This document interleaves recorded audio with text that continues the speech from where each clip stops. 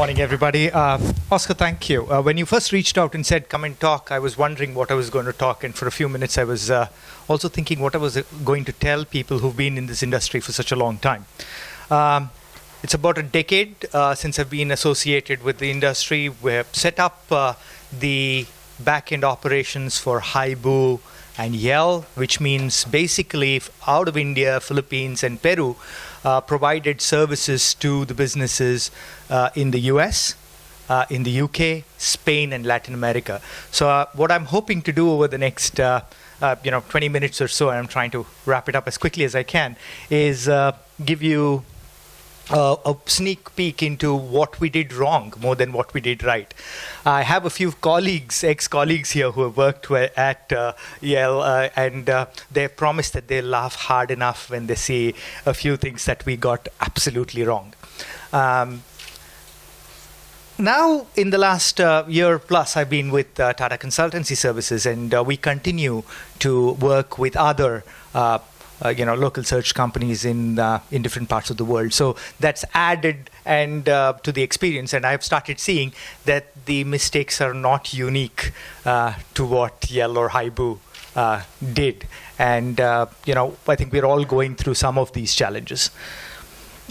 Let's first think, we all thought, I came in 2007 into the industry and we said, print's just going away. But it hasn't really. It's disappearing quickly. The obituary has been written year after year, but it's not disappeared as quickly as we had feared. Well, lots of things were done to keep it going. What did some of the companies that I've been involved with do? Reduce the size of the books, prolong the life of certain directories. Reducing the size of the books also worked very well because you then took the eco-friendly guys and took care, those concerns were taken care of. You addressed the thing about it's more a paperweight, I don't like it, it's hard on my wrists kind of opinion of books. So we managed that. Interestingly, in the US, there were a couple of areas, especially where Warren Buffett comes from, where it's continued to grow. There are a few markets in the last 5 years that have actually been growing for printed yellow pages in the US. So that's the kind of thing that's kind of surprised us, but we've continued to focus on those markets while the urban markets obviously folded quite quickly and unceremoniously.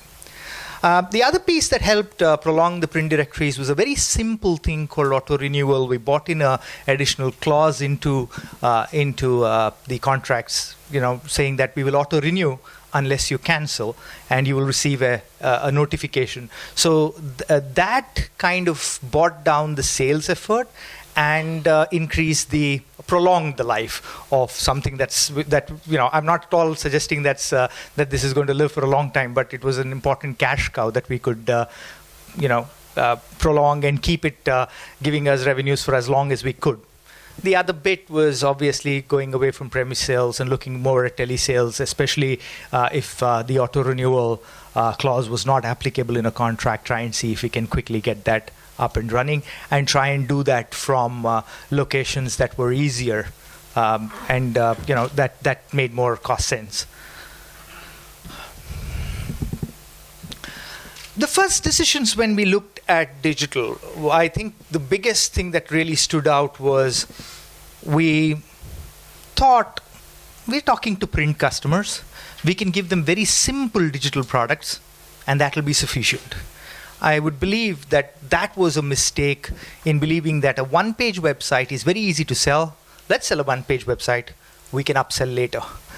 And thinking that we can upsell later didn't work, because in about a year's time, all of them had 3-page, 5-page websites, and they didn't have it with us. So the issue that, it's easy to look back and talk about this, but really trying to give them profile pages, single-page websites, not rich websites, or give them web pages as opposed to websites, didn't really help. It really made it difficult for us to stand out and make a difference and tell the customer that we are with them in the journey going forward. The other thing that really puzzles me, and I know that many of us use it, continue to use it, is bundling. With bundling, one of the things that happened in the US, in the UK, Spain, the sales guy was confused, the customer was confused, and because of the way it was structured, the sales guy was actually selling only print, and he was trying to say the rest of it comes free. So later when the print business kind of went away, it was difficult to convince the customer and get the customer to see value in the digital products that were actually the ones that we were trying to penetrate into the market. So the message around bundling and how we did it, probably we got it wrong and we needed to do it better. But those of you who are doing it, this is one thing that's, I don't know. I think a Happy Meal works well with McDonald's, and that's where it should be, is a feeling that I have. Bundling, yes, but, not to the extent that this industry has used it, is a feeling that I have.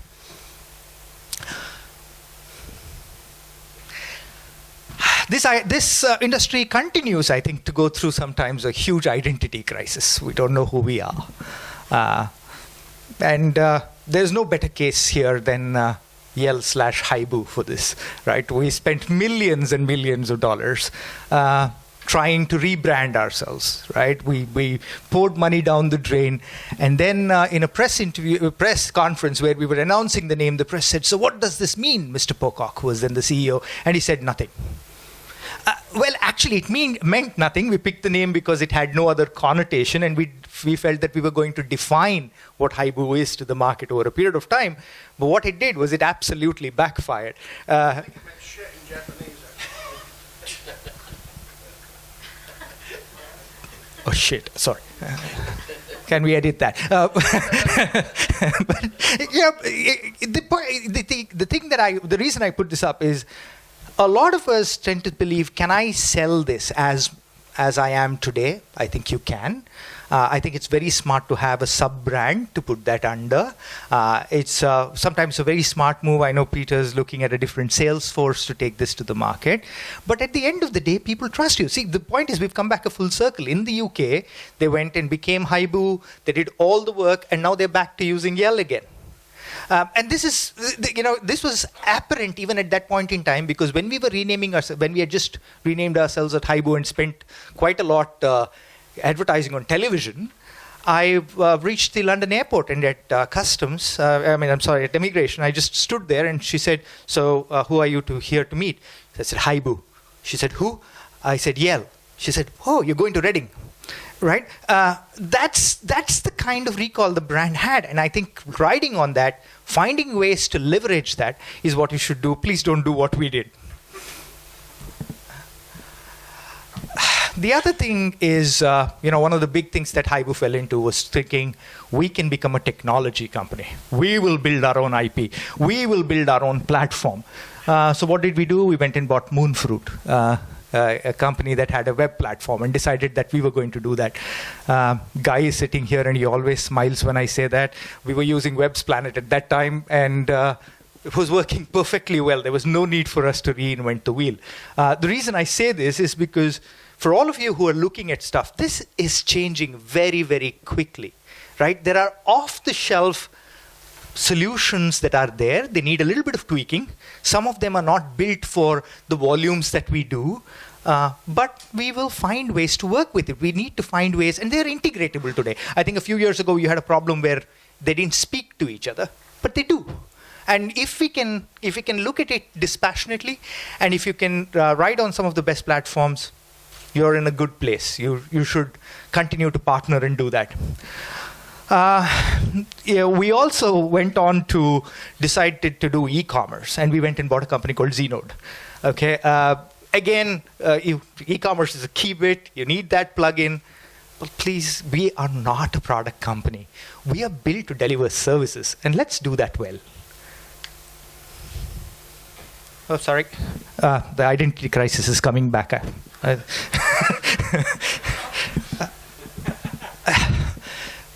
So when we look at web, we talk about everything, but the key bit for me that I wanted to talk today is on the real-time customer service, and that's become the critical linchpin, if you want to say, in the new world, in the new customer world.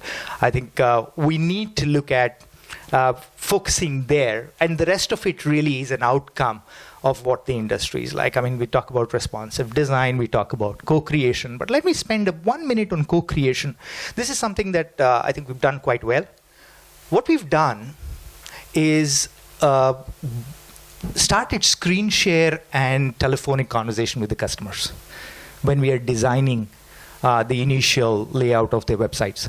That creates a buy-in, and it's a digital experience as well. So it helps them convert, it helps them stay, it helps them, it ensures that they amend that digital asset lesser.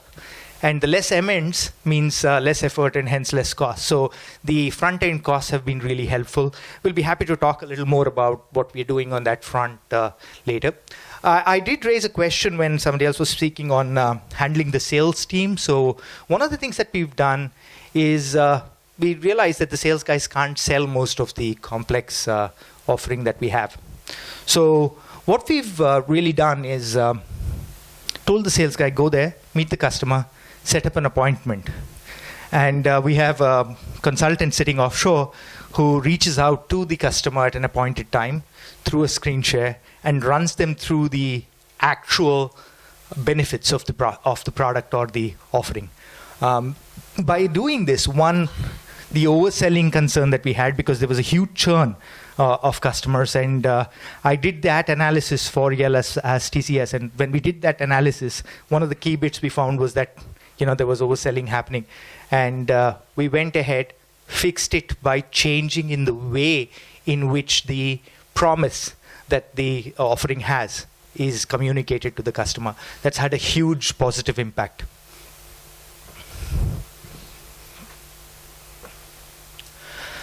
I was talking about real-time customer service, so a consultation approach, reaching out to the customer, giving them a whole idea as to what it is. Once they place an order, walking them through it, getting their view at the front end itself so that you reduce the rework that generally happens. Using very simple things like screen sharing. And I use this thing called digital channels of communication. One of the simple things that we did in the UK is provided our website customers with a Twitter handle and said, just tweet your problem. And as long as that problem is coming through your trusted Twitter handle with this hashtag, it's a problem ticket raised, fixed, and reported back to you. We don't report it back to him via Twitter, but just the fact that he's able to simply open up his Twitter account and say, please do this, helps. Sometimes they send an email and then tweet saying, request sent via email. It's made people feel that we are really digital as opposed to just pretending to be digital. I think I would like all of you to just for a moment consider how many of us are pretending really to our customers to be digital, and can we really get digital? Can we get up there ourselves first and give them that experience so that then they start really truly believing in us? The president of Facebook truly believed she probably worked for the best company in the world when she stood here. I don't know how many of us share that emotion, but at the end of it, the fact that she believed made some of what she said a little more believable than not. So, so if we can believe in ourselves, I think we have a good way to, a long way to go. Providing an asset is one piece. Building the other pieces, obviously, this I don't have to talk to this crowd about, but there, all I need to say is these bits. When I look at GotYou's presentation, for example, I was sitting down and saying, wow, I hadn't heard of GotYou before. So, I was, that's an interesting piece to bolt on. So it's evolving, and it's evolving so quickly. And, GotYou themselves sit down and say, we need to keep evolving, or, how are we going to stay relevant in the days to come? So let's partner with the right set of people. Let's partner among ourselves sometimes, probably. Sometimes, I don't know if we partner enough together as a community.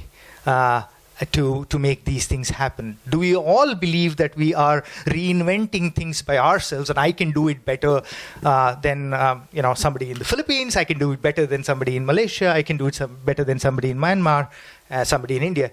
I don't think so. I think if we can collaborate a little more, there may be a lot of strength in coming together.